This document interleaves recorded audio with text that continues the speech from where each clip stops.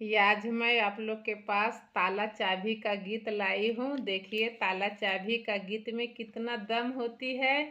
गीत के माध्यम से मैं सुनाने जा रही हूँ और आप लोग आशीर्वाद दीजिएगा प्यारा सा। तलवा दे के चबिया लेके घर आ जबालमा, तलवा दे के चबिया लेके घर आ जबालमा, तलवा दे के चबिया लेके घर आ जबालमा।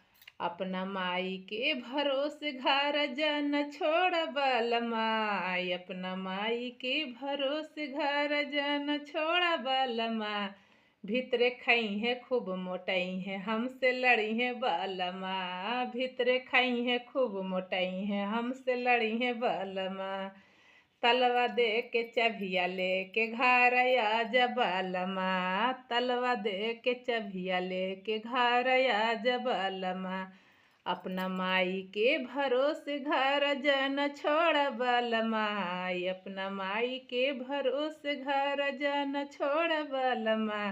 अब भीतरे खाई है खूब मोटाई है हमसे लड़ी है बालमा, भीतरे खाई है खूब मोटाई है हमसे लड़ी है बालमा।